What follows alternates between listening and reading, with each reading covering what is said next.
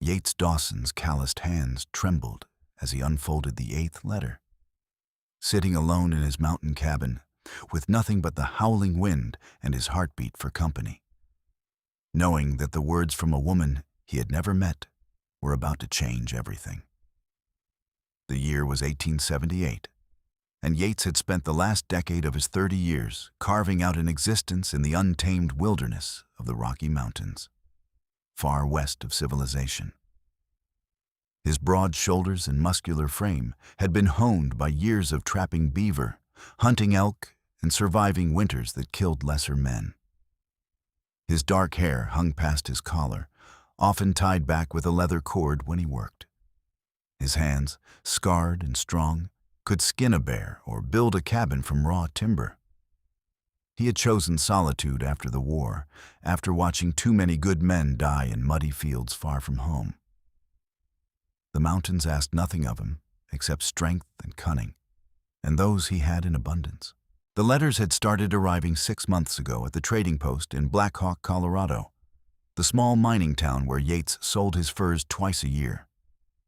The first one had been addressed simply to the Mountain Man, in care of Jenkins' trading post. Bill Jenkins, the grizzled proprietor who had known Yates since he first came west, had handed it over with a raised eyebrow and a knowing grin. Yates had nearly thrown it in the fire that night. He had no use for correspondence, no desire to reconnect with whatever fragments of his old life might still exist back east. But curiosity, that dangerous human impulse, made him break the wax seal. The letter was from a woman named Nora Brennan, writing from Philadelphia, Pennsylvania. She explained that her late aunt had been a teacher who corresponded with people across the frontier, collecting stories of Western life. Among her aunt's effects, Nora had found a brief mention of a man named Yates Dawson, who lived alone in the Colorado mountains, a former soldier who had chosen isolation over society. Something about that single line had captured Nora's imagination. She wrote with honesty and humor about her own life. She was 24, unmarried, working as a seamstress in her cousin's dress shop. Her parents were gone, victims of cholera 3 years prior. She had no siblings, few prospects, and a restless heart that yearned for something beyond the narrow streets and suffocating propriety of Philadelphia society. She did not ask him to write back. She simply said that she hoped her words might bring some small comfort to his solitude, as imagining his life in the mountains brought adventure to her confined existence. Yates had set that first letter aside, determined to forget it. But 2 months later, when he returned to Black Hawk with another load of pelts, Bill handed him a second letter from Nora Brennan, then a third, then a fourth. She wrote about the changing seasons in Philadelphia, about the books she read, about conversations overheard in the shop. Her words painted pictures of a world Yates had left behind, but filtered through her keen observations and gentle wit. That world seemed less harsh than he remembered. After the 5th letter, Yates had done something he swore he would never do. He wrote back. His response had been brief and clumsy. He was not educated like she clearly was, had not read the same books or moved in polite circles. But he told her about the mountains, about tracking a cougar through fresh snow, about the silence that came after a blizzard when the whole world seemed to hold its breath. He told her things he had never spoken aloud to anyone. 2 months later, her reply arrived, and the joy in her words was unmistakable. She had not dared hope he would respond. She treasured his descriptions of mountain life. She asked questions, dozens of them, about everything from how he survived the winters to what the stars looked like from such heights. That had been 4 months ago. Since then, they had exchanged letters regularly, though the vast distance meant each response took weeks. Yates found himself riding down to Black Hawk more frequently, always with the excuse of needing supplies, always hoping Bill might have another envelope waiting. Now, holding her 8th letter, Yates read words that struck him like a physical blow. Nora wrote that her cousin's husband had died suddenly, and the dress shop was closing. She had no income, no prospects in Philadelphia. A distant relation had offered her a position as a household servant in Boston, charity disguised as employment. She would accept it because she had no choice. But the thought of that life, of disappearing into the shadows of someone else's home, filled her with a despair she could barely articulate. She wrote, "I think of your mountains often, Yates. I imagine what it must be like to stand in a place so vast and wild, to be truly free even if truly alone.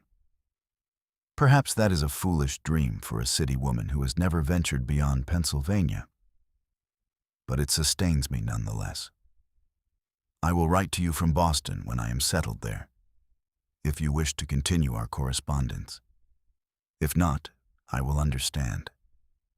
You have given me a gift these past months, a window into a different life, and I am grateful." Yates read the letter 3 times, then stood and paced the confines of his cabin like a caged animal.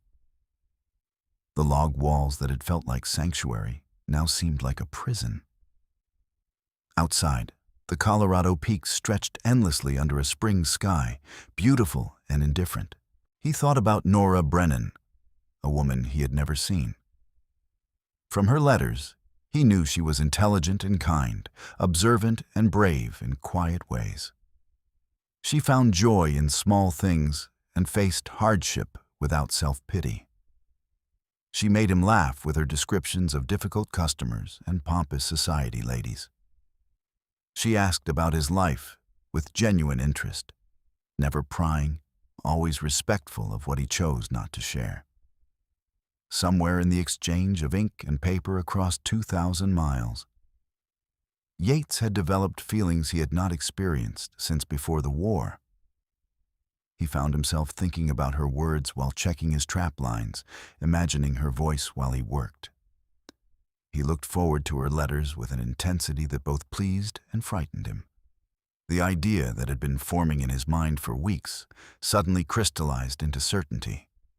If Nora Brennan needed a different life, if she dreamed of the mountains, then he would go to Philadelphia and offer her exactly that. He would cross the country, find this woman whose letters had reached into his isolation and awakened something he thought long dead, and ask her to come west with him. It was madness. She might refuse. She might be appalled by the reality of him, a rough mountain man with more scars than social graces. She might have romanticized him in her imagination, and the truth would disappoint her. All of that was possible, even likely. But Yates Dawson had survived a war and 10 years in the Rockies. He had faced down grizzly bears and winter storms that would have killed most men. If he could survive all that, he could survive traveling east and risking his heart. The next morning, Yates began preparations. He rode down to Black Hawk with most of his furs and sold them to Bill Jenkins for hard currency. The older man looked at the pile of pelts, then at Yates's face, and did not ask questions he already knew the answers to. "Philadelphia is a long way," Bill said, counting out coins and bills. "I know it." "You coming back?" Yates considered the question honestly. "I do not know that either. If I do, I might not be alone." Bill grinned, showing the gaps in his teeth. "About time. You want me to hold your mail?"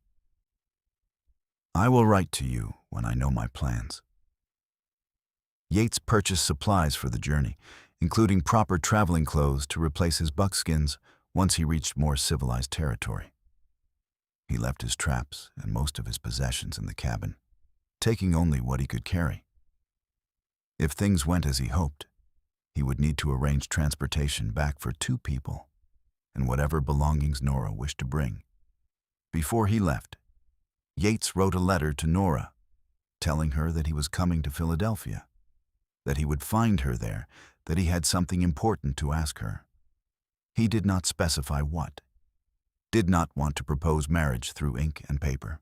This needed to be done face to face, like men and women had done since the beginning of time.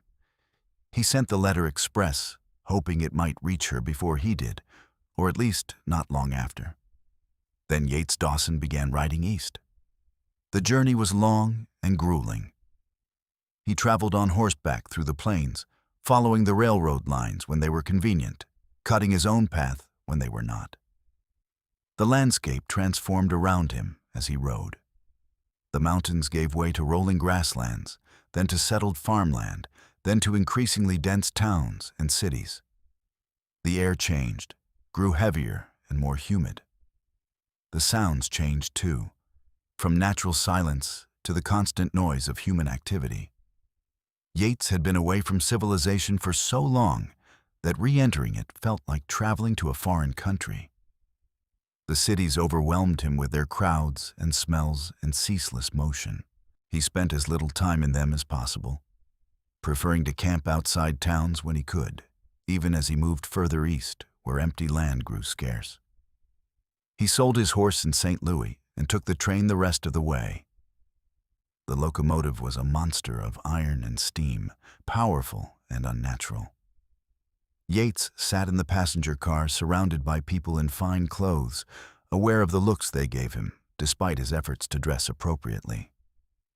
He was too big, too weather-beaten, too obviously out of place among these soft city dwellers. But he was going to Nora, and that thought sustained him through every uncomfortable mile. Philadelphia, when he finally arrived after 3 weeks of travel, was overwhelming. The city sprawled in every direction, brick and stone buildings packed together, streets filled with carriages and pedestrians. The noise was constant, a cacophony of voices and wheels and industry. The smell of coal smoke and garbage and too many people living too close together made Yates long for the clean mountain air. He found lodging at a modest boarding house and began his search for Nora Brennan. The address she had used in her letters was for the dress shop, which Yates discovered had indeed closed. The building stood empty, windows dark. He asked neighbors, showed them the name written on paper. Most ignored him or gave him suspicious looks. A big, rough-looking stranger asking about a young woman was clearly cause for concern. Finally, an older woman taking down laundry told him that Nora Brennan had moved 3 streets over to a boarding house for working women. She gave him the address, then added, "If you mean that girl any harm, you will answer to the police and the good people of this neighborhood." "I mean her only good things, madam," Yates said, tipping his hat. "You have my word." The boarding house was a narrow 3-story building, respectable but worn. Yates stood outside for a long moment, suddenly aware of what he was about to do. He was going to knock on that door and ask for a woman he had never met, a woman who knew him only through letters. She might not even be here. His letter might not have arrived. This entire journey might have been a fool's errand. But he had not ridden 2,000 miles to turn back now. Yates climbed the steps and knocked. A stern-looking woman in her 50s answered, her expression immediately suspicious as she took in his size and weathered appearance. "I am looking for Miss Nora Brennan," Yates said, removing his hat and trying to sound as civilized as possible. "Who is asking?" "My name is Yates Dawson. I have come from Colorado. Miss Brennan and I have been corresponding, and I believe she may be expecting me." The woman's expression shifted to surprise, then something that might have been approval. "Wait here." She closed the door firmly. Yates waited on the porch, his heart pounding harder than it ever had, facing down a charging elk. Endless minutes passed. He was about to knock again when the door opened. The woman standing before him was not what he had expected, yet somehow exactly right. Nora Brennan was of average height, slender from hard work and too little food.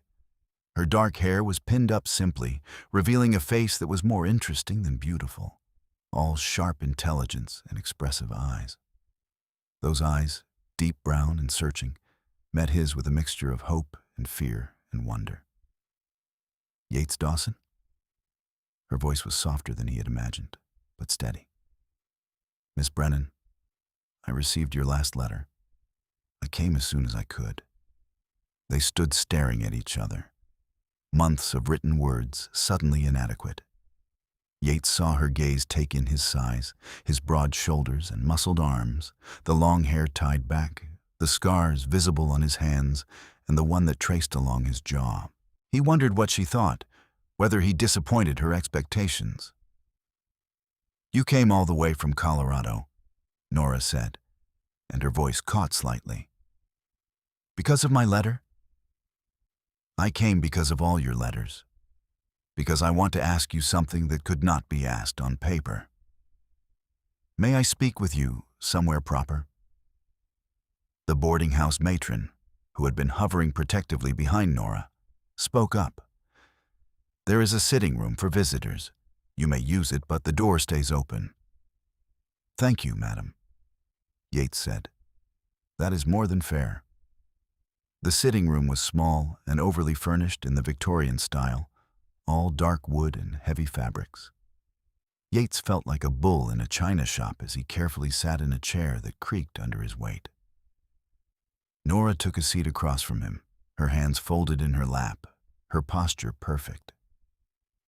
Now that he was here, Yates found himself uncertain how to begin. All the words he had rehearsed during the long journey seemed wrong. He had been a man of action for so long that courtship, even unconventional courtship like this, felt foreign. I am not good with words, he started. Not spoken ones, at least. The writing came easier somehow, maybe because I had time to think about what to say. You do fine with words, Nora said gently. Your letters were wonderful. They brought life to my small world.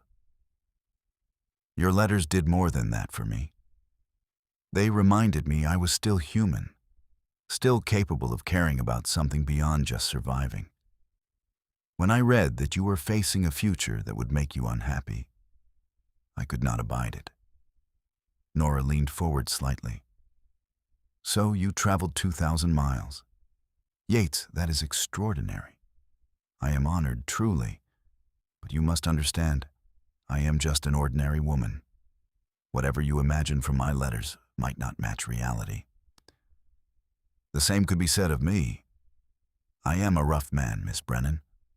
I have lived alone in the mountains for 10 years because I found human company too difficult after the war. I have little education, no refinement. I can track and hunt and survive, but I do not know how to dance or make polite conversation or any of the things a proper suitor should know. I have no interest in proper suitors, Nora said. And for the first time, a small smile touched her lips. They have courted me before. Proper young men from proper families. They bored me senseless. Yates felt something loosen in his chest. I do not think anyone has ever accused me of being boring. Tell me why you really came. Please, the truth. Yates met her eyes, those intelligent, searching eyes, and spoke from his heart. Because I think I am falling in love with you, Nora Brennan. Or maybe I already have fallen in love with you through your letters, through the person you revealed yourself to be. And I know that sounds mad, to love someone you have never met. But there it is. I came because I want to offer you a choice, different from Boston, different from servitude disguised as charity. Nora's breath caught. What kind of choice? Come west with me. Marry me and come to Colorado. It will not be an easy life. The mountains are beautiful but harsh. The winters are brutal. We would be isolated, far from the cities and society. But you would be free, truly free, and you would be with me. I would spend every day trying to make you happy, trying to be worthy of you. Silence filled the small room. Yates could hear the clock ticking on the mantel, could hear voices from somewhere else in the house. He forced himself not to fill the silence with more words, to let Nora process what he had just asked. Her eyes had filled with tears, though she did not let them fall. You would marry me? A woman you have only just met? I feel like I know you better than I have known most people I have spent years with. Your letters showed me your heart, Nora. That is more important than time. People will say I am mad. They will say I am desperate, running off with a stranger. Are you? Desperate? Nora shook her head slowly. No. If I were merely desperate, I would accept the Boston position or find some other solution here. This is different. Yates, I have dreamed about you, about the life you described. I have imagined it so many times that it feels more real than this room, this city. When I read your letters, I felt something I have never felt before. A connection, a recognition, like finding something I did not know I was missing. Then say yes? I am afraid. So am I, Yates admitted. Terrified, if I'm honest. But I was more afraid of not coming, of letting you slip away into a life that would dim your light. You deserve better than that. Nora stood abruptly and walked to the window, looking out at the narrow Philadelphia street. Yates remained seated, giving her space to think. He watched her profile, the way she held herself, and he thought that she was far stronger than her slender frame suggested. When she turned back to him, determination had replaced the uncertainty in her expression. If I do this, if I agree we do it properly, a real marriage, not some hasty arrangement. I want time to know you in person, not just through letters. I want us to be certain. How much time? A few weeks. You have come all this way. Surely you can spare a few weeks to court me properly, to let me see if the man matches the letters. Relief and joy surged through Yates. I can spare whatever time you need. Does that mean you are considering it? Truly considering it? Yes. Nora smiled then, a full, genuine smile that transformed her whole face. Yes, Yates Dawson. I am truly considering marrying you and moving to the mountains. I must be mad, but for the first time in years, I feel alive. Over the following weeks, Yates courted Nora Brennan in the heart of Philadelphia. He rented a modest room at a respectable hotel and presented himself at the boarding house each afternoon like a proper gentleman caller. They walked through the city parks, chaperoned by various friends of Nora's or the boarding house matron. They talked for hours, filling in the gaps that letters had left, learning the rhythms of each other's speech and thought. Yates told her about his childhood on a small farm in Ohio, about joining the Union Army at 20, about the horrors of battle that had driven him to seek solitude in the mountains. He told her about the satisfaction of living by his own skills, about the harsh beauty of winter in the Rockies, about nights when the stars seemed close enough to touch. Nora told him about her parents, kind people who had worked hard and died too young. She told him about the loneliness of being the last of her family, about the weight of societal expectations, about dreams she had kept hidden because they seemed too impossible to speak aloud. She told him about the books she had read, about stories of adventure that had kept her company through difficult times. They discovered shared values and complementary differences. Nora's education filled gaps in Yates's knowledge, while his practical skills and frontier experience fascinated her. Her gentleness balanced his rough edges, while his strength made her feel protected. They argued occasionally, small disagreements that let them see how the other handled conflict, and found they could navigate differences with respect and humor. Yates was careful to be proper in his behavior, knowing that Nora's reputation mattered in this city even if she planned to leave it. But the attraction between them was undeniable.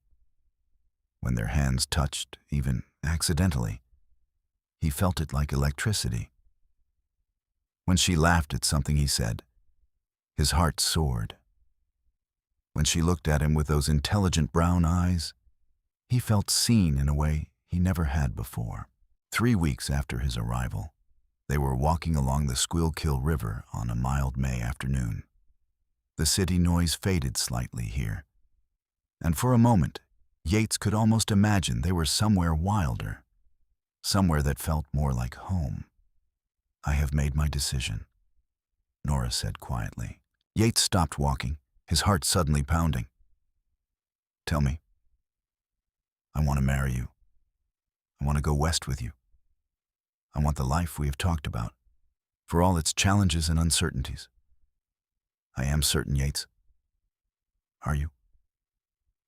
"I have never been more certain of anything." He reached out and took her hands, holding them gently in his larger, calloused ones. "You will not regret this, Nora. I swear to you, I will do everything in my power to make you happy." "I believe you." She squeezed his hands. "When do we leave?" "As soon as we can arrange the marriage and your affairs here. I do not want to wait longer than necessary. The summer is the best time to travel, and the mountains are most forgiving then.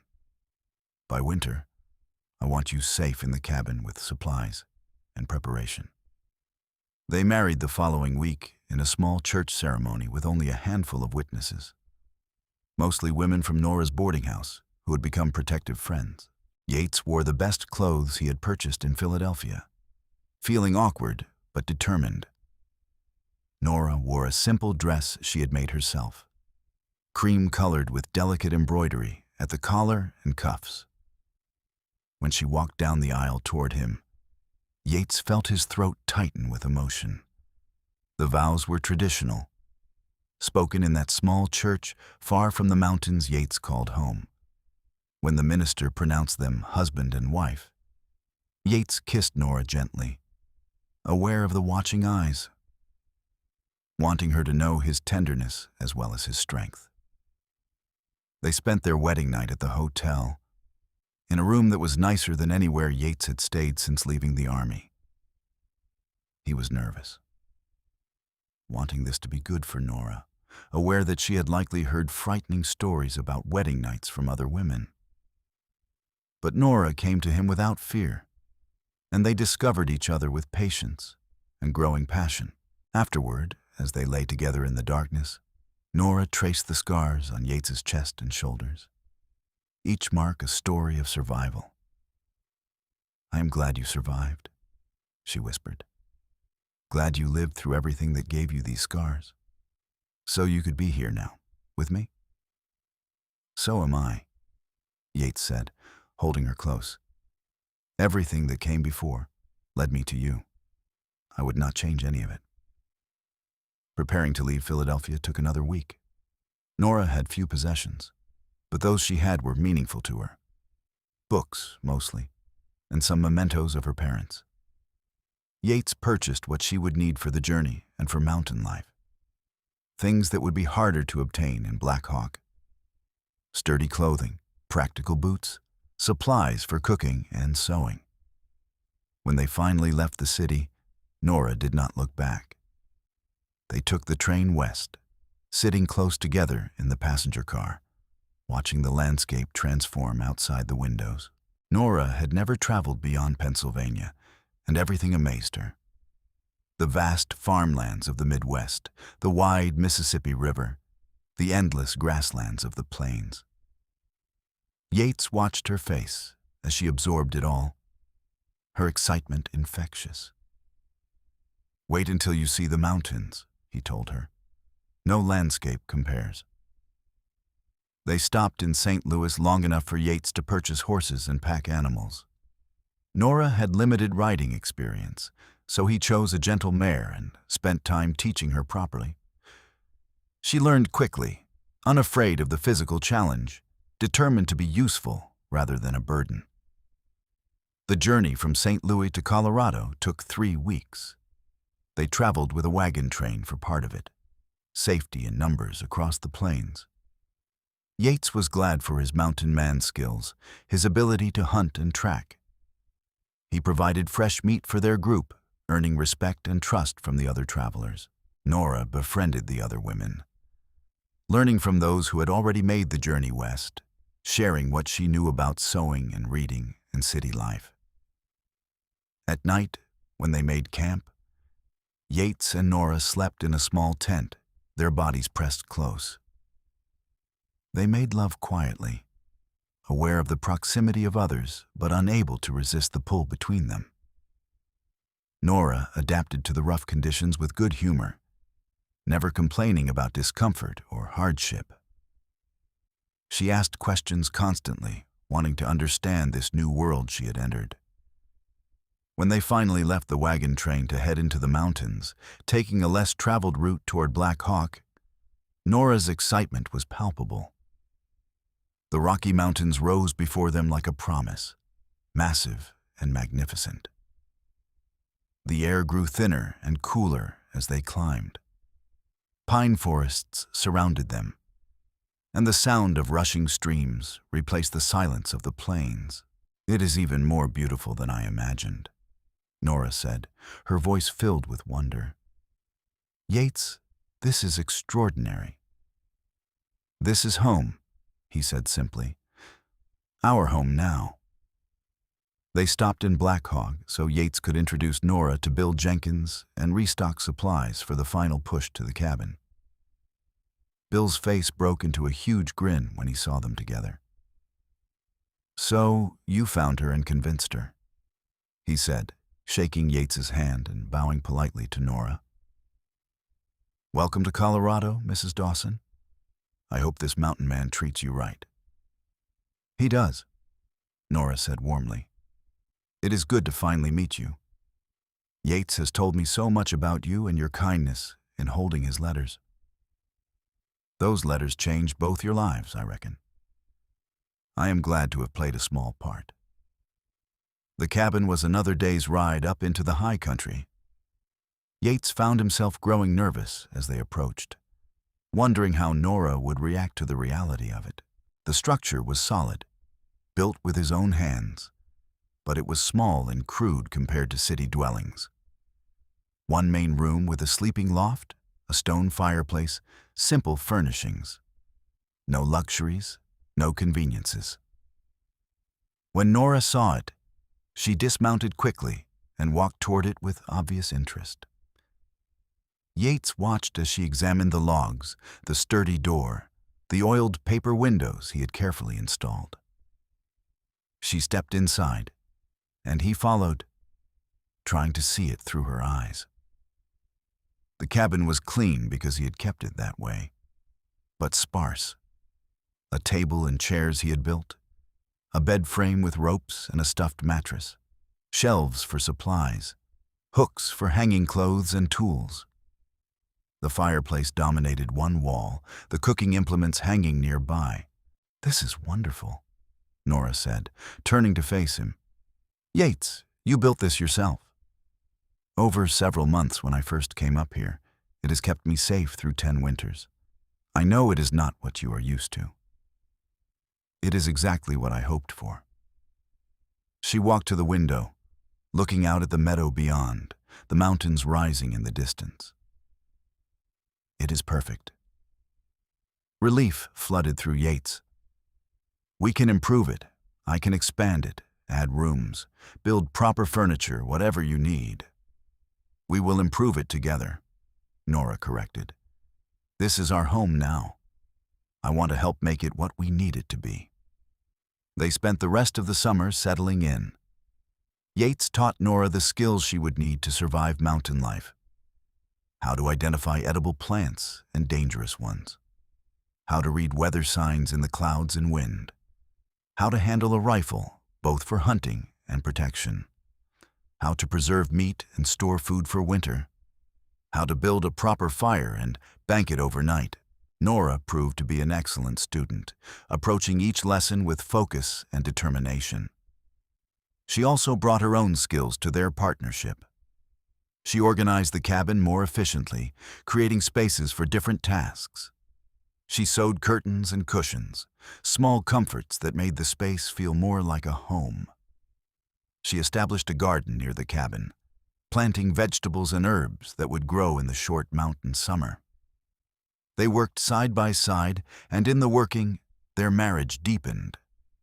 Yates had never expected partnership like this. His parents' marriage had been traditional, the man and woman occupying separate spheres. But here, in the mountains, survival required cooperation.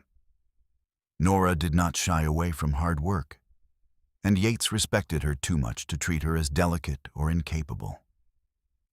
In the evenings, after the day's work was done, they sat together by the fire.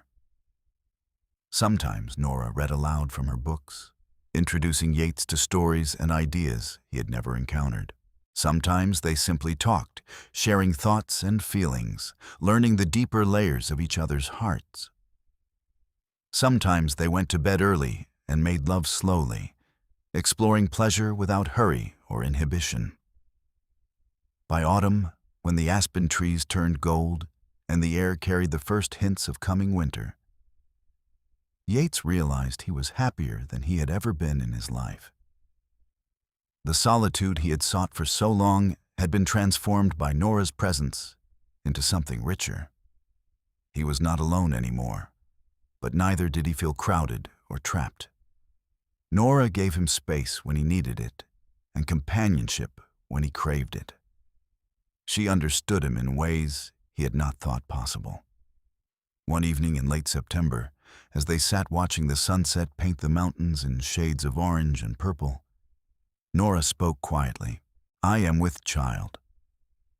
Yates turned to look at her, the words taking a moment to fully register.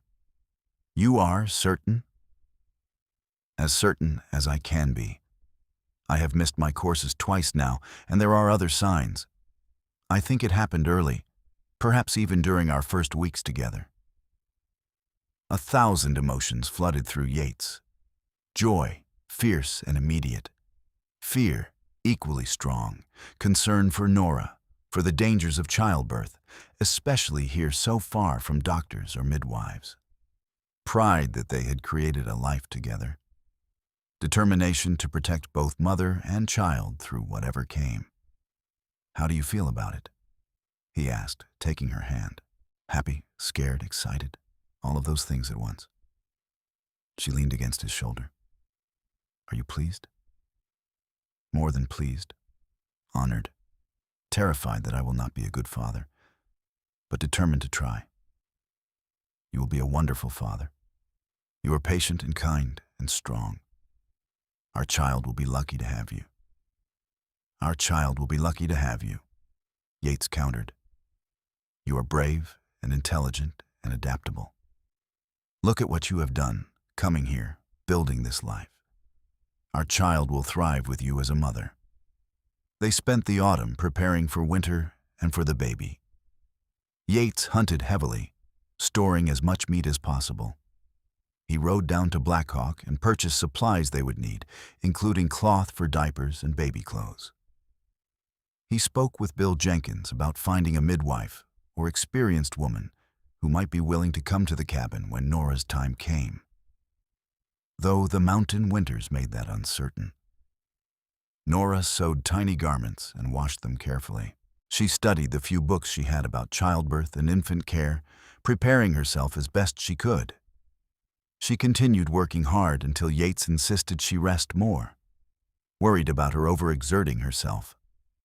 "Women have been having babies since the beginning of time," she reminded him. "I am healthy and strong. I will be fine." But Yates noticed she sometimes pressed her hand to her growing belly with a look of apprehension. They were so isolated here. If something went wrong, he would be helpless to save her. That knowledge haunted him through the early winter months. The first major snowfall came in November, transforming the landscape into a frozen wilderness. They were snowed in for days at a time, the cabin their entire world. Nora seemed content with this. reading and sewing and cooking, her belly growing round with their child. Yates kept the fire burning, kept them supplied with firewood and water, and watched over her with protective intensity.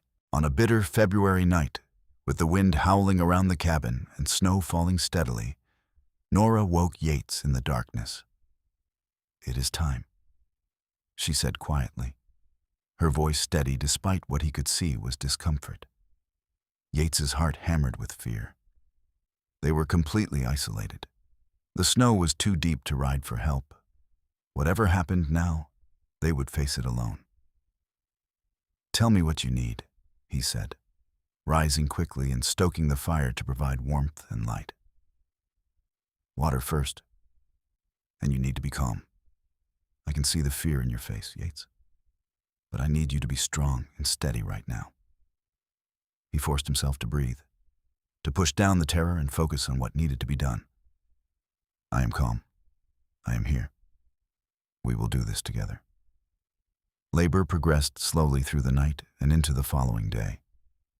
Yates had never felt so helpless in his life. He had faced death before, had endured pain and hardship. But watching Nora suffer through the waves of contractions, unable to do more than hold her hand and offer water, was worse than any battle. Nora was extraordinary. She managed the pain with gritted teeth and focused breathing. Between contractions, she instructed Yates on what the books had said, what to expect, what to watch for. She trusted him completely, and that trust gave him strength. As afternoon faded toward evening, the baby finally came. Yates caught his son in shaking hands, this tiny, slippery, miraculously perfect human being.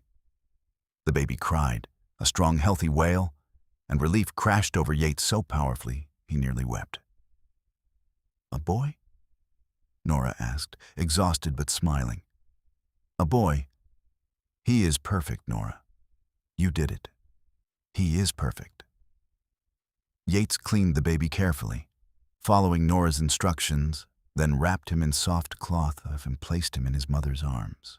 Nora looked down at their son with such love and wonder that Yates felt his heart might burst.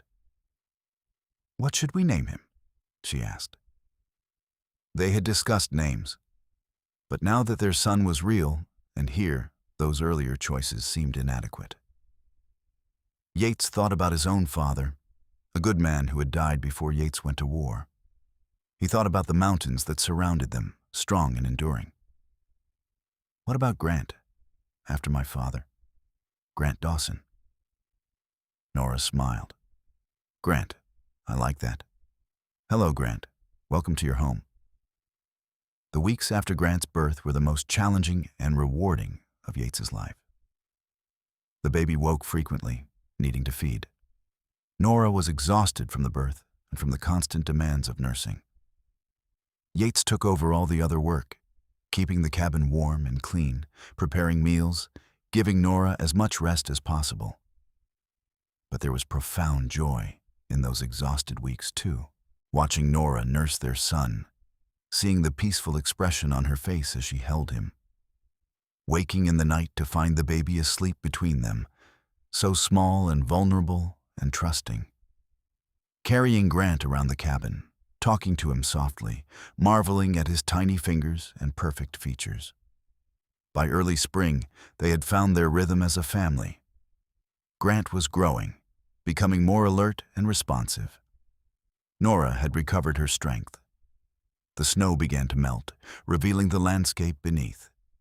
Yates felt a sense of completeness he had never imagined possible. One morning in April, as the sun rose over the peaks and turned the remaining snow golden, Yates stood outside the cabin, holding his son. Nora came to stand beside him, wrapping her arm around his waist. "No regrets?" he asked quietly. "Not a single one. This is exactly where I am meant to be." She looked up at him. "What about you?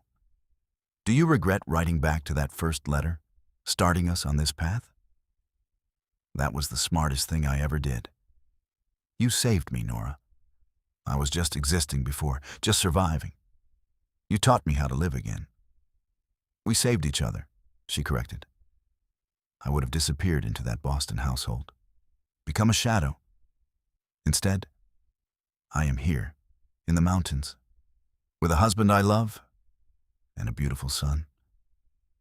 I have never been happier. Grant gurgled in Yates's arms, reaching up toward his father's face. Yates caught the tiny hand gently, overcome with love for this small person and the woman who had given him life. The years that followed were full and rich. They expanded the cabin as their family grew, adding rooms and improvements. Nora gave birth to 2 more children, a daughter they named Rose, and another son they named Thomas. The cabin rang with children's laughter, with the sounds of a family building a life together. Yates continued trapping and hunting, providing for his family. He also began taking occasional work guiding hunting parties or prospectors, using those earnings to purchase things they could not make themselves. Nora established a thriving garden and became skilled at preserving food, ensuring they had variety through the long winters. She taught the children to read and write, using her books and creating lessons, determined they would have education despite their isolation. The family made occasional trips to Black Hawk, where the children's eyes grew wide at the bustle of even that small town. Bill Jenkins became like an uncle to them, always having peppermints in his pocket for young visitors. Other families had moved into the mountain valleys, and bonds formed between them, help shared when needed. Community built slowly but surely. There were hardships, of course. Of a winter when Grant, at age 5, became dangerously ill with fever, and Nora and Yates took turns sitting up with him through terrifying nights until the fever finally broke. A spring flood that destroyed part of their garden and required rebuilding. The constant challenge of surviving in an environment that could turn deadly without warning. But through it all, Yates and Nora's partnership remained strong. They had built their marriage on honesty and respect, on shared work and mutual support. The passion between them never faded. Even after years together, Yates still felt his pulse quicken when Nora smiled at him across the room. She still reached for his hand when they sat together in the evenings, still welcomed him to their bed with warmth and desire. On a summer evening, 15 years after Yates had first ridden east to find her, they sat on the porch they had built together, watching the sunset paint the mountains in brilliant colors. The children were playing in the meadow, their voices carrying clearly in the mountain air. Grant was 15 now, tall and strong, showing signs of becoming as big as his father. Rose was 12, quick and clever, already reading everything she could get her hands on. Thomas was 10, adventurous and fearless, constantly bringing home injured animals he wanted to heal. Do you ever wonder what would have happened if you had not written that first letter? Yates asked, his arm around Nora's shoulders. Sometimes, but I am glad I will never know. This life, this family, these mountains, this is what I was meant for. I feel that in my bones. I used to think solitude was what I needed, that being alone was safer than caring about people again. You proved me wrong, Nora. You showed me that love does not make you weaker. It makes you stronger. You did the same for me. I thought I wanted adventure, wanted freedom from society's constraints. But what I really wanted was partnership with someone who saw me as an equal, who valued my mind as much as my other qualities. You gave me that, along with the adventure and freedom. They sat in comfortable silence, watching as the sky darkened and the first stars appeared. The children came running back to the cabin as the air grew cooler, their faces flushed and happy. They burst onto the porch, full of stories about what they had seen and done. And Yates listened with a father's patience and interest. After the children were finally settled in bed, Yates and Nora sat by the fire, as they had done countless times over the years. Nora worked on mending a shirt, while Yates carved a piece of wood, making a toy for Thomas's upcoming birthday. "I have been thinking," Nora said, not looking up from her sewing. "Grant will be 16 soon. He is starting to get restless, asking about the world beyond these mountains. I think it might be time for us to take a family trip. Let the children see more of the country." Yates considered this. Part of him wanted to keep them here, safe in the mountains he knew so well. But another part understood Nora's wisdom. The children needed to know there was a wider world, needed to make their own choices about what kind of life they wanted. Where would we go? We could visit Philadelphia. Show them where we met, where our story began.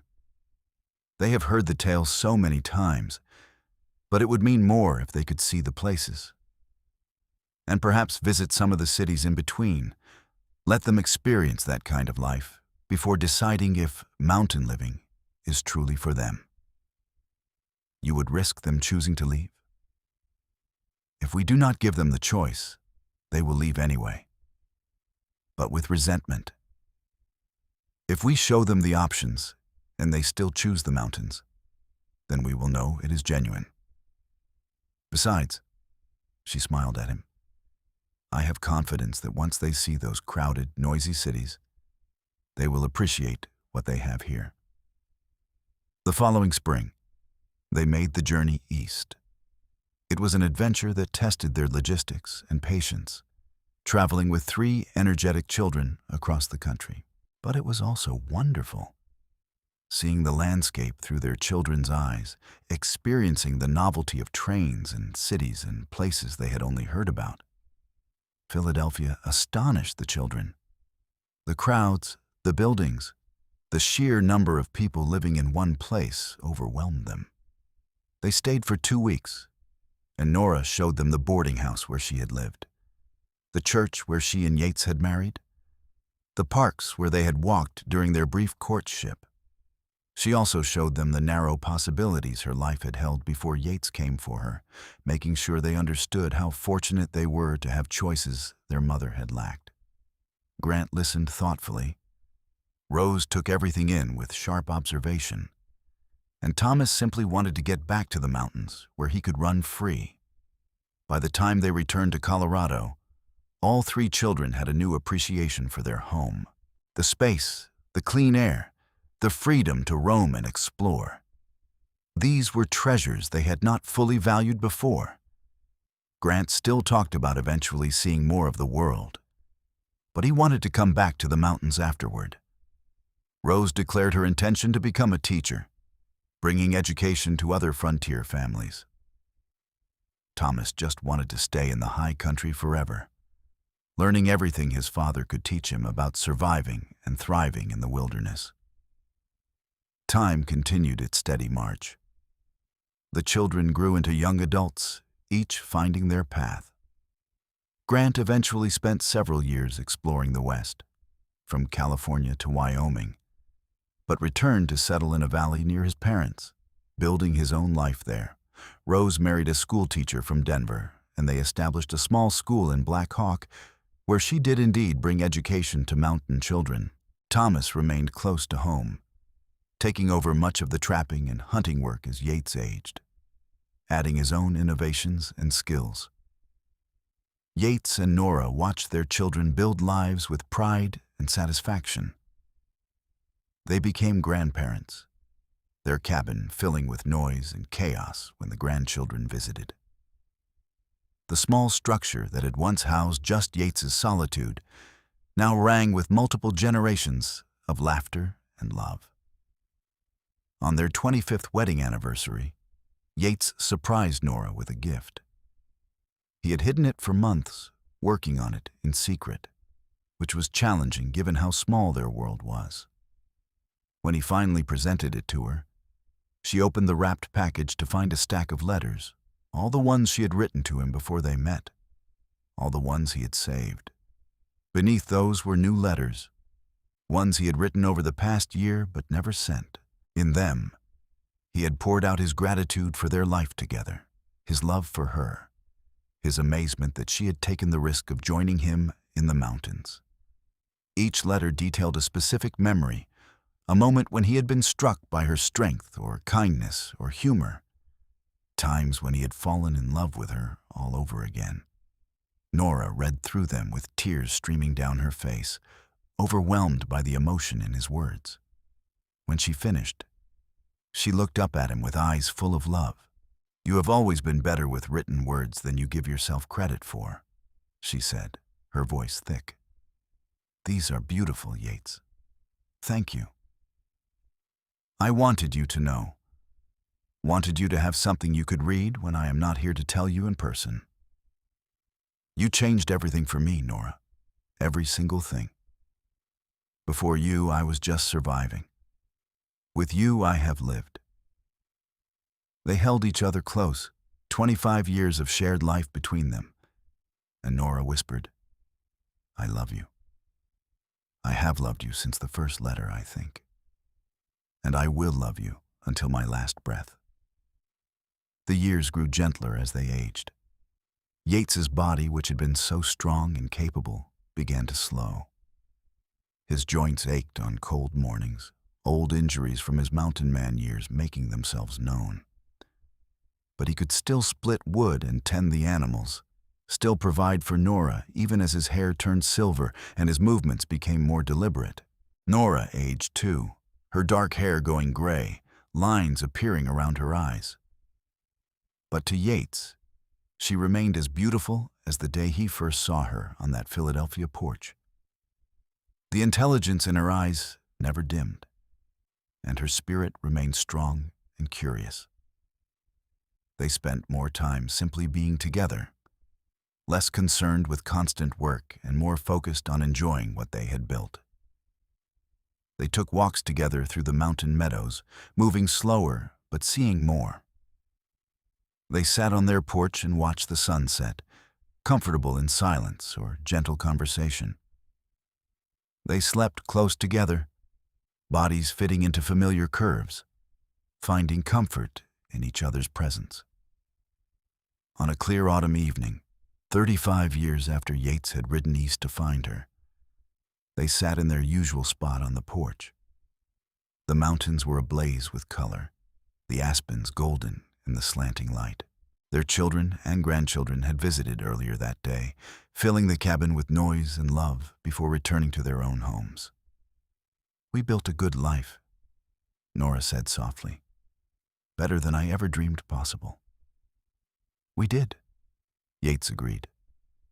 "Everything I have, everything I am, is because you took a chance on a mountain man who showed up on your doorstep with a wild proposition. It was not that wild. I knew from your letters that you were good and kind and true. The rest was just logistics." Yates laughed. "Just logistics. Crossing a continent and starting a new life in the wilderness. Just logistics." "I would do it again," Nora said firmly. "Every hardship, every challenge. I would do it all again to have this life with you." "As would I. You are the best thing that ever happened to me, Nora Dawson. My heart, my home, my everything." They sat as the stars emerged, one by one, filling the vast mountain sky. The air grew cold, and eventually they moved inside to the warmth of their cabin, the home they had built together, filled with memories of a life well lived. Years later, when they were both quite old and moving very slowly, Yates woke one morning to find Nora sitting at the table, writing. He came to stand beside her, looking over her shoulder. "What are you working on?" he asked. "A letter to our grandchildren and great-grandchildren.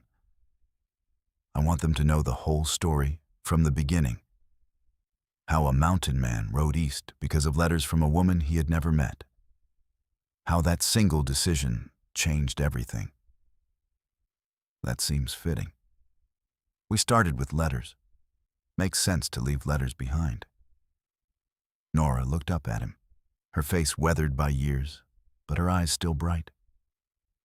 "We had a great love story, Yates. Not everyone gets that. I want them to know it is possible, that real love exists, that taking risks for it is worth everything. Then you write it all down. Tell them how brave you were, coming west with a stranger. Tell them how you made this cabin a home and raised amazing children. Tell them how you saved a lonely mountain man who had given up on living. I will tell them how we saved each other, Nora said. Because that is the truth. Yates bent down and kissed the top of her head, breathing in the familiar scent of her hair. I love you, Nora, from the first letter to this moment and beyond. And I love you, always and forever. They lived several more years, their love sustaining them through the natural decline of age. When Yates finally passed away peacefully one winter night, with Nora holding his hand and their children gathered around, he went with a peaceful expression, a man who had lived fully and loved deeply. Nora grieved deeply, but without regret. She had decades of beautiful memories, a family that loved her, and the knowledge that she had made the right choice all those years ago when a mountain man had appeared on her doorstep with an impossible proposition. She lived 2 more years after Yates, long enough to see another great-grandchild born, long enough to finish the letters she was writing for future generations. When her time came, she passed quietly in the same cabin she and Yates had shared, surrounded by family. Her last words a whispered, "I am coming, my love. Wait for me."